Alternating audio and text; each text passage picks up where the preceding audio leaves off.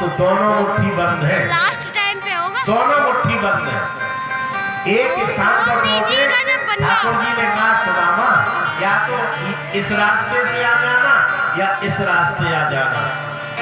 ठाकुर जी से मिलने के दो रास्ते हैं प्यारे, तीसरा रास्ता कोई है नहीं। या तो भक्ति का रास्ता है, प्रेम का रास्ता है, और या तो ज्ञान का रास्ता है या योग का रास्ता है। और कलयुग में करना नहीं है, कलयुग में केवल भक्ति का रास्ता ही सर्वोपर है। कलयुग केवल नाम आधारा, कलयुग केवल नाम आधारा।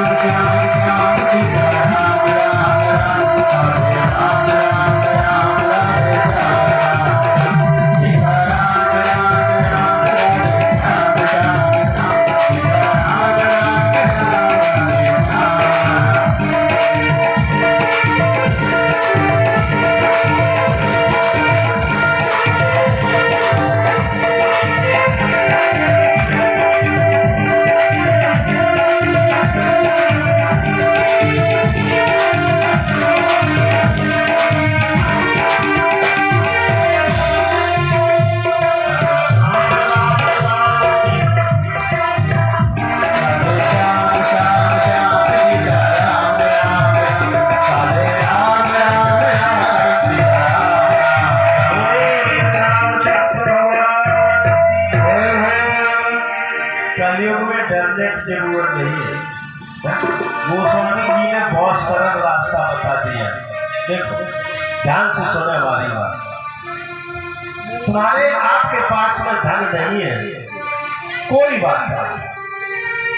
आपकी बहुत इच्छा होती है हम सत्कर्म कराएं, भागवत कराएंगे, सत्यनारायण भगवान कथा कराएंगे, कोई बात नहीं, मत कराएं। हम किसी को अगर भोजन दे नहीं सकते तो ना दें, कोई बात नहीं। लेकिन ये तो हमारे हाथ में है, हम किसी की भोजन की थाली में लात ना मारते। अगर अपने कर्म से किसी को हंसा नहीं सकते तो कोई बात नहीं, मत हंसाओ। लेकिन इतना ध्यान रखना हमारे किए हुए कर्म से किसी की आंखों में आंसू ना आ जाए। आगे भागवत जी के दशम स्कंद की उत्तरार्ध में और कथाएं। भगवान प्रवास क्षेत्र में जाते हैं जहां पर पांडवों से, गोपियों से, नंद से, यशोदा से भगवान की भेंट होती है। वसुदेव जी यहीं पर बहुत सुंदर यज्ञ करते हैं और 3 महीने तक भगवान कुरुक्षेत्र में रहते हैं। और यहीं पर भगवान ने 3 महीने के बाद नंद जी को, यशोदा को हाथी पर सवार होकर मथुरा में ले जाते हैं। भगवान नाथ के द्वारका आते हैं। संतों के द्वारा जो कृष्ण की यश गाया गया, देवकी ने आप ठाकुर जी के हाथ जोड़े, अम्मा नहीं है भगवान है, आप तो भगवान। देवकी ने कहा मैंने तुम्हारी महिमा को जाना तो भगवान हो, मेरे जो बेटा कंस ने मार दिए मैं उन पुत्रों को देखना चाहता हूँ। तब भगवान सुतन लोक में जाते हैं। बलि के यहाँ से वह मरीच के 6 बेटा जो ब्रह्मा जी के साथ से हिरण्यकश्यप के बेटा बनते हैं, फिर हिरण्यकश्यप के साथ से देवकी के गर्भ से उत्पन्न होकर काल कंस के द्वारा मारे जाते हैं और 6 पुत्रों को लेकर आते हैं और देवकी हुआ कर दे देते हैं। देवकी अपने पुत्र को देखकर बड़ी प्रसन्न होती है, उसे लगता है जैसे मेरे पुत्र छोटे ही है, और जैसे ही उन्हें स्तनपान कराती है, भगवान का छोड़ा हुआ स्तन है, स्तन का स्तनपान करते ही उनकी सदगति हो जाती है। तीनों देवताओं में ब्रह्मा विष्णु महेश्वर, विष्णु भगवान की पूजा क्यों होती है? भृगु के द्वारा तीनों देवताओं की परीक्षा ली गई है, ये कथा सुनाई गई। अर्जुन ने सुभद्रा का हरण कैसे किया, ये कथा सुनाई गई।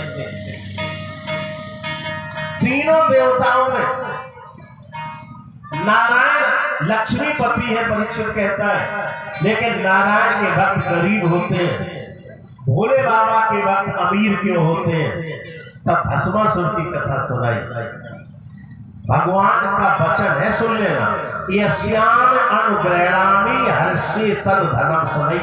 ये ठाकुर जी का वचन है, जो हमारे प्रिय हैं उन्हें हम ज्यादा धन नहीं देते। दुख देने की बात कहीं नहीं की, भगवान का दुख है, जिसके पास जो वस्तु है वही देता है। दुख मिलते जीव के अपने कर्मों से, और भगवान तो जब देंगे तब सुख देंगे, क्योंकि भगवान के खजाने में दुख है, क्योंकि वो करना निधान है, सुख निधान है। जब भी आपको दुख मिले, जान लेना ये दुख हमारे ही कर्मों का है। द्वारका में एक ब्राह्मण के बालक होता है, मर जाता है। ब्राह्मण उस बालक को लाकर के सुधर्मा सभा में रख के भगवान को अपशब्द कहता है। ब्राह्मण भगवान को गालियां दे सकता है ब्राह्मण, लेकिन 8वां बालक मरा अर्जुन है द्वारका में। ब्राह्मण के द्वारा जब द्वारकाधीश का अपमान किया गया, अर्जुन ये बात सहन नहीं कर पाए। अर्जुन ने प्रतिज्ञा कर ली, मैं तुम्हारे बालक को बचाऊंगा, मैं तुम्हारे बालक को बचाऊंगा, अगर नहीं बचा सका तो अग्नि में जल के मर जाऊंगा। ये क्या कर रही है अर्जुन? पहले तो ब्राह्मण के बालक का शरीर दिखाई देता था, अब की बार सशरीरों में ऐसा शरीर ही गायब हो गया। अर्जुन 10 दिशाओं में देखा, स्वर्ग में, ब्रह्मलोक में, हर जगह अर्जुन ने ब्राह्मण के बालक को पूजा कहीं नहीं मिला। मानी जितना तुम सोचते हो इतना ही संसार नहीं है, संसार बहुत बड़ा है। तुम्हारी विज्ञान जितनी संसार की खोज कर लेगा उतना ही संसार नहीं है, उतनी ही भूगोल नहीं है जितनी भूगोल शास्त्रियों ने बता दी।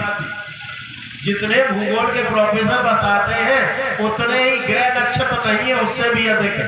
ये कथा सुनो, 7 समुद्र 7 पर्वत पार हो गए, लोकालोक पार हो गए, अथाह जलराशि में भगवान का रथ चला। अब बहुत अंधेरा है, सुदर्शन को आदेश मिला, आगे आगे सुदर्शन, पीछे पीछे घोड़े। अथाह जलराशि में भूमा भगवान हजारों से वह बैठे, वहां जाके ब्राह्मण के 9 बालक बैठे। भूमा भगवान ने कहा, इधर नारायण का 20वां अवतार है, मैंने तुम्हें देखने के लिए ये लीला की थी। ब्राह्मण के 9 बालक आके दे दिए जाते हैं। ब्राह्मण जय जयकार करता है, वेद आके भगवान की स्तुति करते हैं। भागवत जी में 12 स्कंद है, 10वें स्कंद की कथा पूरी हुई। 11 स्कंद में ब्रह्मा आकर के भगवान स्तुति करते हैं। 125 वर्ष बीत गए, चलो अपने धाम। भगवान बोले, आएंगे, धैर्य धारण करो।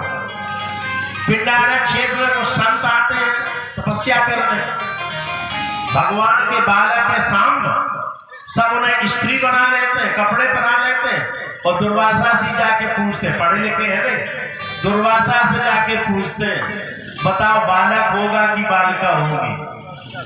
कुछ तो बताओगे, पढ़े लिखे हैं। बालक होगा कि बालिका होगी?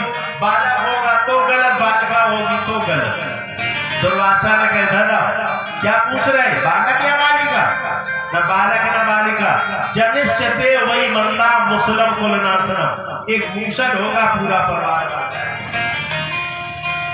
साफ मिल गया। ये बात ठाकुर जी को नहीं बताई, अपनी बुद्धि लगाई।